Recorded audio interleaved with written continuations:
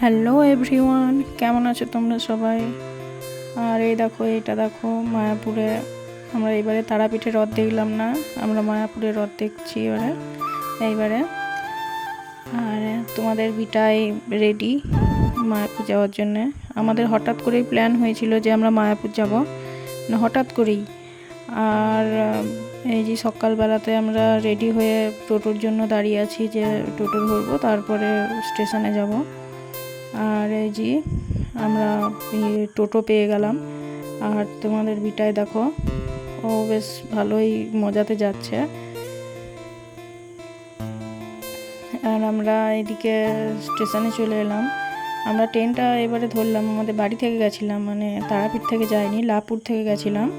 লাভপুরে ট্রেনটা ধরলাম, স্টেশন লাভপুর স্টেশনে আছি। আর এদিকে বিটায় সকালবেলাতে কিছু খাইনি, তাই ওকে স্টেশনেই দুধটা করে খাইয়ে দিলাম। তার মধ্যে এই যে ট্রেন আসবে করে আমরা টিকিট কেটে নিলাম। টিকিট কাটার পরে এই যে ট্রেন আসার অপেক্ষা করছি যে কতক্ষণে ট্রেনটা আসবে। মানে যাওয়ার কোনো প্ল্যানই ছিল না, হঠাৎ করেই যাওয়াটা ঠিক হলো।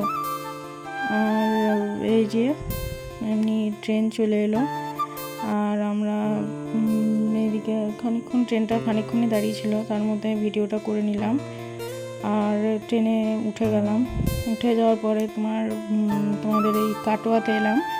কাটোয়াতে নেমে ট্রেন সেই অনেক দেরিতে আছে, মানে 11টা, আমরা নেমেছিলাম 10টা সাড়ে 10টার দিকে, আর ট্রেন ছিল 12টা সাড়ে 12টার দিকে, মানে ট্রেন ছিল নবদ্বীপের। আর এই যে, আর তার মধ্যে বিটাইয়ের একটু কেনাকাটা করলাম, ওই কাটোয়াতেই একটা জামা জুতো এসব নিয়ে নিল বিটাই। আর এই যে নবদ্বীপের ট্রেনটাতে উঠে গেলাম। আর এই যে এত ভিড়, মানে সবাই রথ দেখার জন্যেই, মানে মায়াপুরের রথটা দেখার জন্যেই মানে এই মায়াপুরে আসছে, প্রচণ্ড ভিড়। আর এই যে আমরা এই বিষ্ণুপ্রিয়া হল্টের কাছে নামলাম। এখান দিয়ে তোমার এই টোটো ধরবো, টোটো ধরার পরে নবদ্বীপে যাব। আর বোটে করে যেতে হলো নবদ্বীপ। আর নবদ্বীপে তো বলে যে দইটা নাকি খেতে ভালো হয়, আমার কিন্তু সেরকম লাগলো না, দইটা অতটাও ভালো লাগলো না। আর আমরা এই যে নবদ্বীপে তোমার লঞ্চে চাপার জন্য এলাম, লঞ্চে ওঠার জন্যে। লঞ্চে চলে এলো, টিকিট কাটতে হয় এখানে আবার।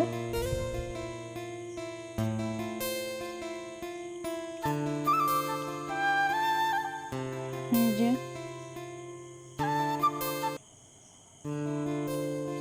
আমরা এই লঞ্চে উঠেছি, এত ভিড় মানে যে কি বলবো, প্রচণ্ড ভিড় ছিল সেই দিনটা।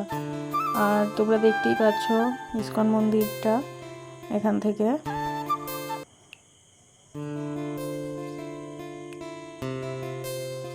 এই যে আমরা একটা আশ্রমে চলে এলাম।